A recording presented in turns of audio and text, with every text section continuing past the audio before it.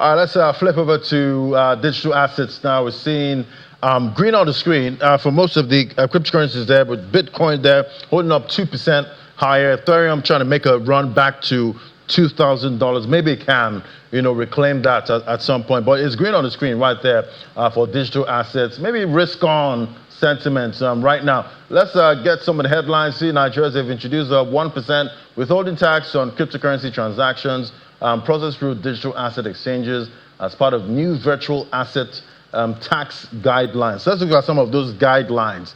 Now, talking about a cryptocurrency tax, at this point, the NRS did drop some guidelines. You can put that up for me.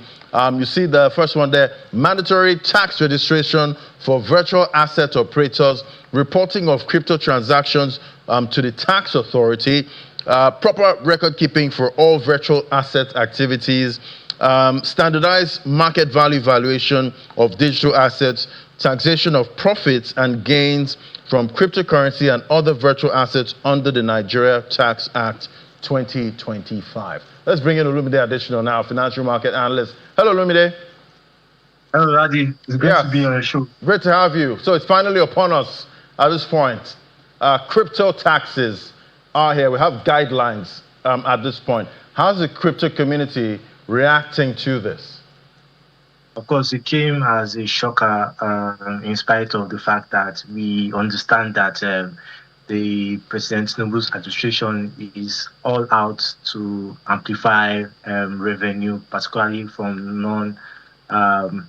non-crude.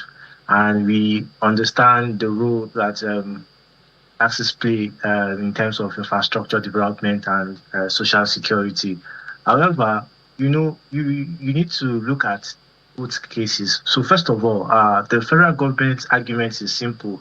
Nigeria transacted about $92 billion worth of crypto assets in mid-2024 to last year, according to chain analysis. And if you look at the fact that Nigeria accounted for about half of those inflows in sub-Saharan Africa, and Nigeria really have a youthful population that is really adhered to Bitcoin, Tether, popularly known as USDT, and other stable coins. You're not going to be surprised why the Nigeria Revenue Service is trying to get a bite into that.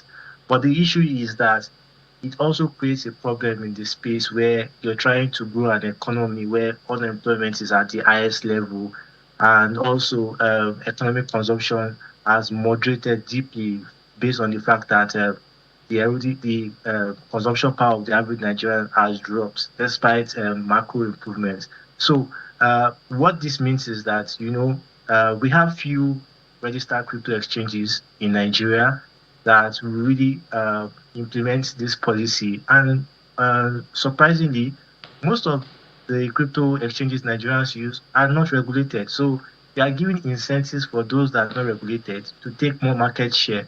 And also, crypto is one of the few assets that it gives the option for you to go on a decentralized exchange. Decentralized exchange simply means a platform where you could make transactions without putting your ID. So, Ladi, it's a very funny approach for me, because I said it's funny because I don't see how the Nigerian Revenue Service can implement this properly.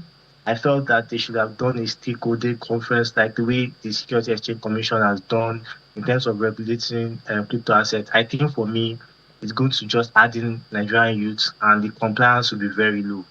Yeah, so you don't expect much compliance with this, and I'm sure also this market has not seen a bull market in the longest time. Maybe if there was a bull market, there'll be more.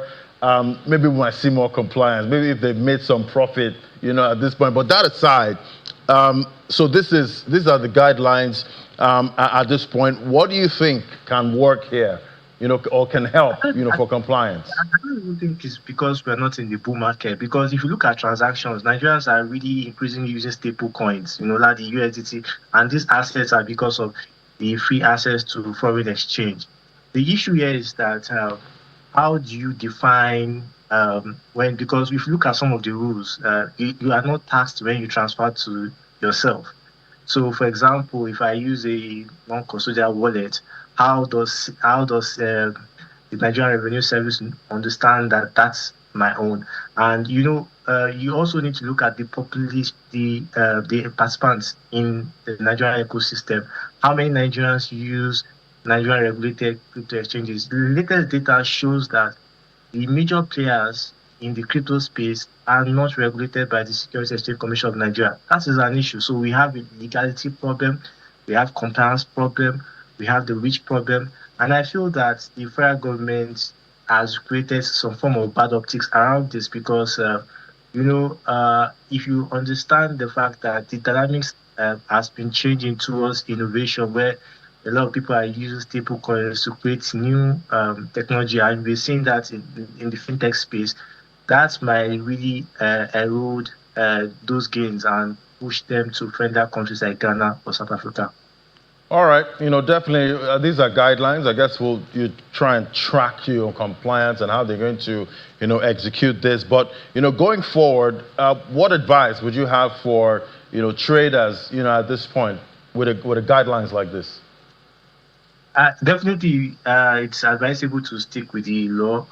You won't want to be abreast against the federal government. But I think for major players, particularly those that will run heavy volumes, I won't be surprised when they move to decentralized exchanges.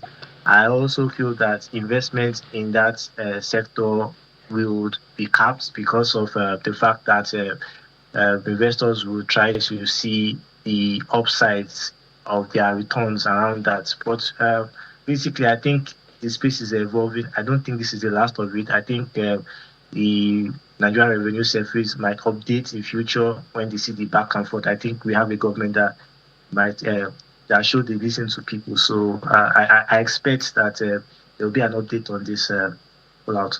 All right. Always, seems so difficult trying to wrap your head around, taxing crypto and digital assets. But we'll just keep watching at this point. Thank you so much, Lumide Additional. Thank you. Thank you for having me.